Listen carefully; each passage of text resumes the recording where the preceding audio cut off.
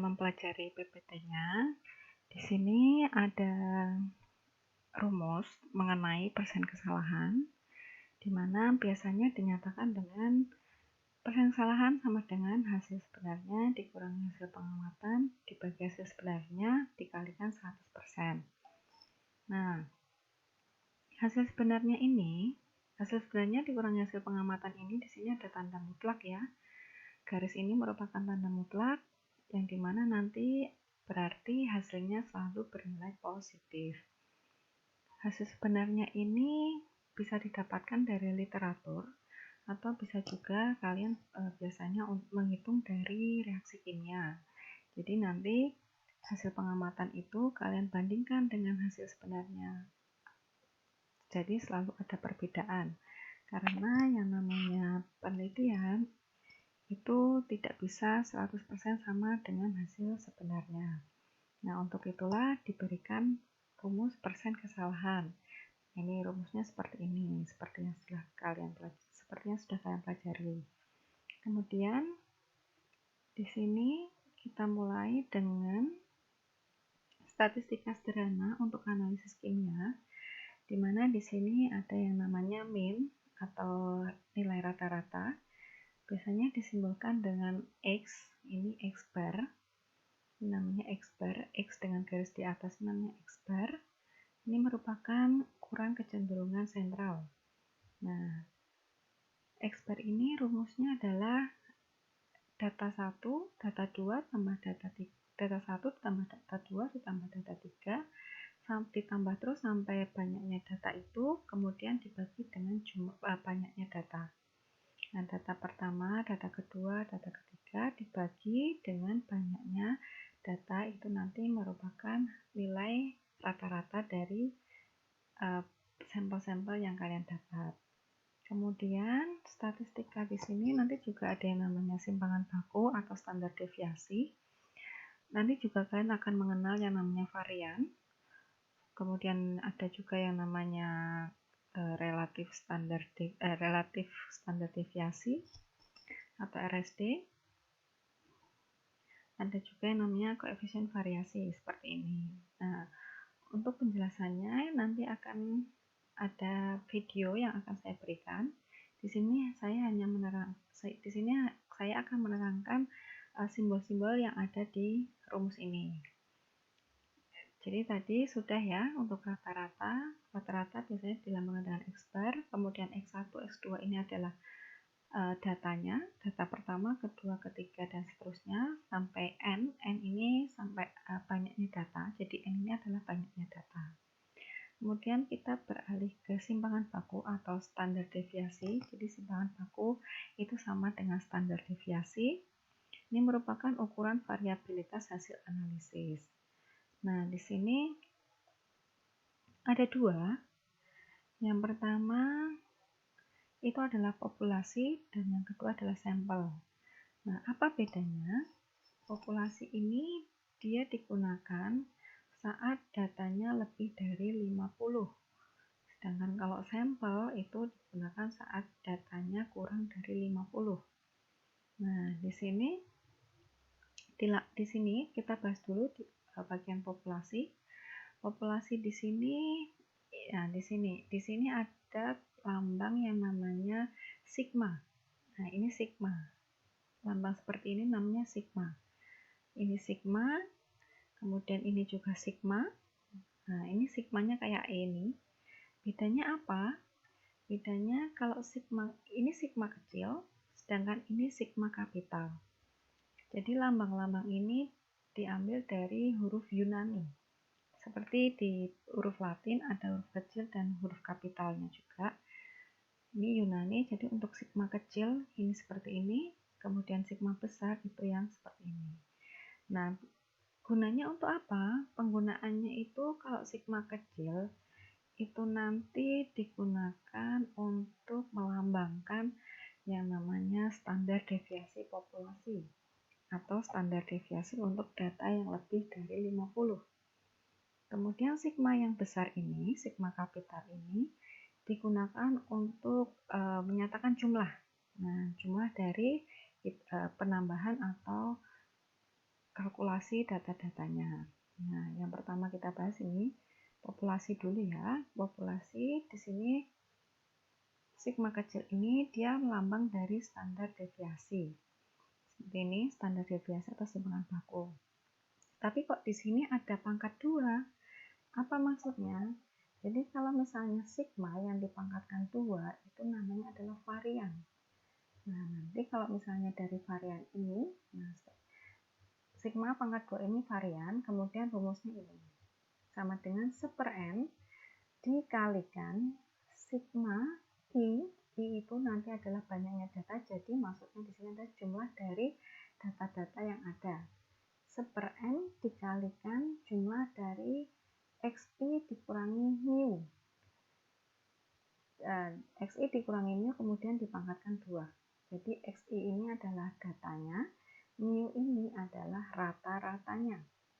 Jadi semisal kalian punya 100 data. 100 data ini rata-ratanya berapa? Semisal nanti rata-ratanya adalah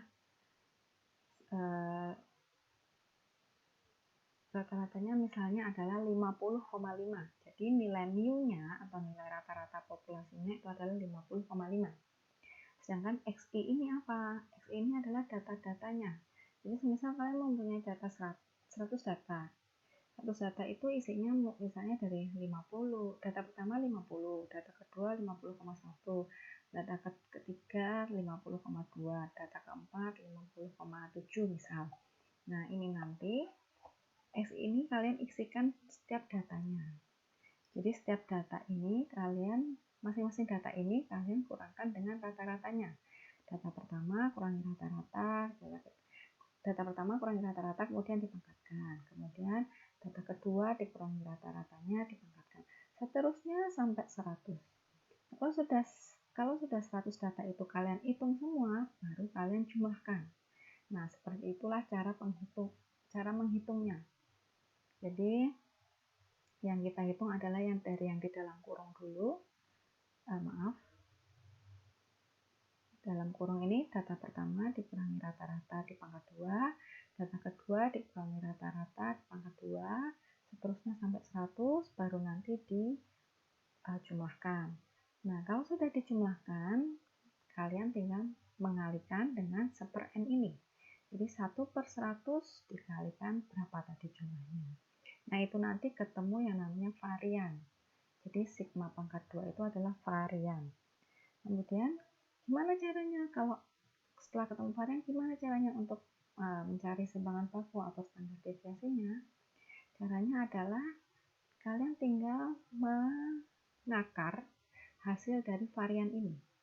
Jadi varian ini silakan kalian akar, itu nanti akan ketemu dengan yang namanya simpangan baku atau standar deviasi.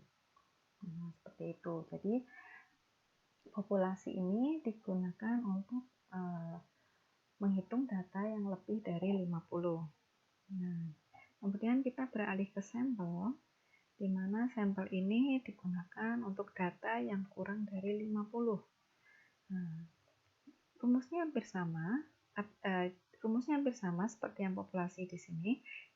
Cuman bedanya nanti di sini adalah simbolnya.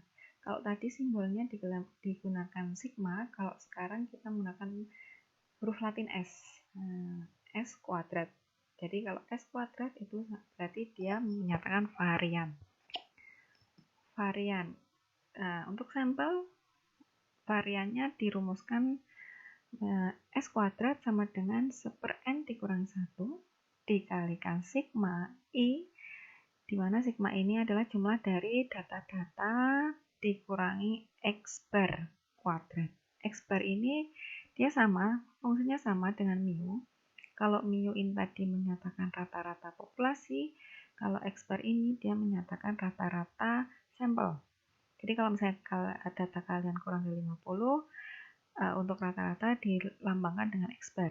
Nah, cara ngitungnya sama seperti tadi. Semisal kalian punya 10 data, 10 data itu nanti misal rata-ratanya adalah 6,5, jadi X bar-nya 6,5, kemudian nanti XI ini adalah data-data yang harus kalian kurangkan dengan rata-ratanya. Jadi X pertama atau data pertama dikurangi 6,5, data kedua dikurangi 6,5, kemudian dipangkatkan 2, jadi dikurangi dulu baru dipangkat 2 ya. Nah, seterusnya sampai ke 10 data sudah kalian kurangi rata-rata kemudian dipangkatkan. Nah, dari hasil-hasil itu silakan kalian jumlah. Nah, ini sigmanya ini adalah fungsi dari sigmanya ini adalah menjumlahkan hasil-hasil dari hitungan ini. Nah, dijumlahkan, kalau sudah dijumlahkan dikalikan dengan 1 dibagi N dikurangi 1 ini. 1 per N-1 dikalikan jumlah dari semua ini. Itu nanti akan ketemu dengan yang namanya varian sampel atau varian yang kurang atau varian dari data yang kurang dari 50. Kemudian kalau kalian sudah menemukan nilai variannya, kalian bisa mencari nilai standar deviasinya dengan cara hasil varian kalian tadi diakar. Nah, itu nanti kalau sudah diakar akan ketemu yang namanya simpangan baku atau standar deviasi. Jadi kalau saya bilang simpangan baku atau standar deviasi itu sama, nggak usah bingung. Sama. Simpangan baku atau standar deviasi itu sama. Nah, kemudian kita lanjut ke relatif standar deviasi. Jadi kalau di sini, nah ini yang harus kalian perhatikan di sini adalah RSD. RSD di sini kan rumusnya S dibagi X bar.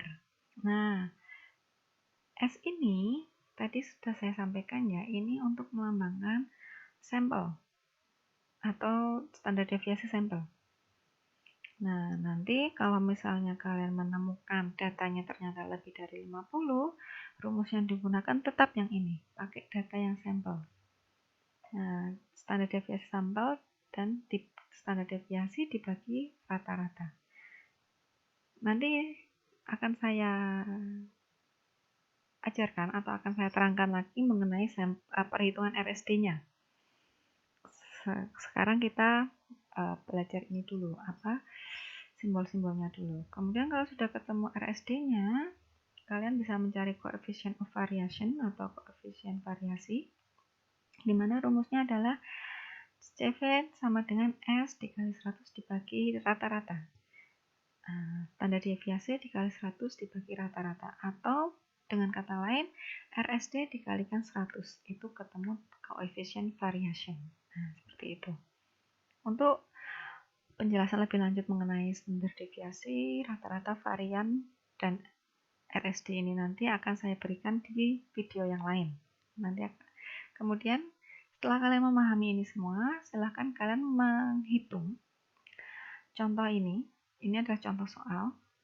Analisis terhadap biji besi menghasilkan ukuran persen massa besi sebagai berikut. Ini ada 1, 2, 3, 4, 5, 6, 7, 8, 9, 10 data. Dari 10 data ini silahkan kalian hitung rata-ratanya, simpangan baku, variannya, koefisien variasi, dan RSD-nya. Jadi ditambah ya, ditambah varian sama RSD-nya. Nah, silahkan kalian hitung memakai kalkulator. Nah, kalau sudah, nanti silahkan jawabannya dikirim ke WhatsApp saya saja. Difotokan, kemudian dikirim ke WhatsApp saya. Seperti itu ya. Lalu selanjutnya, nah ini. Kemudian ada presisi dan akurasi. Jadi presisi ini adalah kemiripan ukuran dalam satu set data ditunjukkan dengan harga simpangan baku. Jadi presisi ini kita melihat kemiripan data satu dengan data yang lain. Misal kalian punya 5 data. 5 data itu kita lihat apakah nilainya atau angka-angkanya itu sama atau tidak. Kalau misalnya angkanya hampir sama atau malah sama, itu berarti nilai presisi dari data kalian itu tinggi. Berarti bagus, artinya bagus. Data kalian bagus. Pengulangannya bagus ya. Tapi kalau ternyata misal data pertama itu nilainya 5, kemudian data kedua 5,1, terus ada data tiba-tiba 5,8, kemudian data lagi 6,1, kemudian datanya lagi 7,1. Nah, itu kan jaraknya jauh-jauh ya. Kalau jaraknya jauh-jauh itu berarti presisi atau kemiripan datanya tidak bagus. Berarti itu nanti masalah harus mengulang atau tidak itu nanti ada hitungannya lagi. Jadi apakah data yang tidak bagus itu harus dibuang atau masih bisa dipertahankan, itu nanti akan kita cek dulu, bisa dicek dulu ya. Kemudian akurasi. Akurasi ini adalah ukuran kedekatan nilai hasil percobaan atau XI atau rata-rata dengan nilai sebenarnya. Nah, di sini lambang kotak ini sebenarnya ini adalah lambang mu, tapi di sini nggak kebaca ya. Jadi ini yang kotak ini adalah mu, seperti ini. Ini namanya mu, rata-rata tadi ya. Atau jadi mu ini bisa melambangkan rata-rata populasi, bisa juga melambangkan nilai sebenarnya. Jadi akurat nggak sih? Akurasi ini untuk melihat seberapa dekat hasil yang kalian dapat itu dengan nilai sebenarnya. Kalau misalnya dekat, berarti akurasinya tinggi. Tapi kalau misalnya hasilnya ternyata jauh, berarti akurasinya rendah. Nah, ini tadi kesalahan absolut atau kesalahan relatif tadi, sepertinya sudah saya sampaikan di sebelumnya, itu adalah nilai nilai terukur dikurangi nilai sebenarnya. Nah, itu merupakan kesalahan absolut. Kemudian kesalahan relatif, kesalahan absolut tadi dibagi dengan nilai sebenarnya. Seperti itu. Kemudian ini adalah ilustrasi atau gambaran dari yang namanya presisi dan akurasi. Kalau kalian pernah melihat, pernah bermain panah atau dart, yang dilempar-lempar itu anak panah kecil yang dilempar-lempar itu yang namanya dart, itu kan sasarannya kan lingkaran seperti ini ya, lingkaran, kemudian di tengahnya ini kan harusnya ini sasarannya kan di tengah sini ya. Nah, ini di sini kita anggapnya ini adalah nilai sebenarnya, karena ini kan tujuan kita, sasaran kita kan di sini nih, di tengah-tengah ini. Nah, kalau kalian memanah dengan 5 kali percobaan misal seperti ini, oh ternyata kalian memanahnya bisa ada di tengah sini. Anak panah kalian tertuju pas di tengah sini. Berarti itu digambarkan kalau presisinya baik. Presisi baik itu berarti X-nya ini kan dekat-dekat. Berarti kemiripan datanya, data-datanya mirip gitu ya. Nah, akurasinya baik. Akurasinya baik itu adalah karena kalian menembaknya pas tepat di tengah sini. Nah, karena ini kan sasarannya ya. Jadi kalau data kalian itu sama, mirip-mirip, kemudian mendekati hasil sebenarnya, berarti dia presisinya baik, akurasinya juga baik. Nah, kemudian untuk yang B ini, nah kita lihat di sini, oh kalian melemparkan anak panahnya ternyata nancepnya di sebelah sini. Nah, gimana? Padahal kan sasarannya yang tengah ini. Oh, ternyata jauh dari sasaran. Berarti akurasinya tidak baik. Tapi presisinya baik karena satu sama lain dia dekat. Yang berarti datanya mirip. Jadi presisinya baik, akurasinya tidak baik. Kemudian untuk yang ketiga, di sini yang nancep di sasaran cuma satu ya, sedangkan ini yang di dekat sasaran ada 2, kemudian yang 2 lainnya jauh dari sasaran. Nah, di sini bisa disimpulkan kalau akurasinya itu biasa atau baik karena di sini masih ada yang nancep satu mendekati hasil sebenarnya, tetapi dengan presisinya dia jelek karena dia jauh, satu sama lainnya jauh, atau datanya data satu dengan data yang lain hasilnya tidak sama, berbeda jauh. Kemudian kalau yang D bisa dilihat ya, dari segi presisi satu sama lain jauh, kemudian dari akurasinya ternyata ini jauh melenceng dari sasarannya atau melenceng dari nilai sebenarnya, berarti presisi buruk, akurasinya juga buruk. Nah, seperti ini gambaran untuk presisi dan akurasi. Oke, untuk selanjutnya akan saya berikan di video yang lain untuk pengantar statistika kimia sampai di sini. Terima kasih.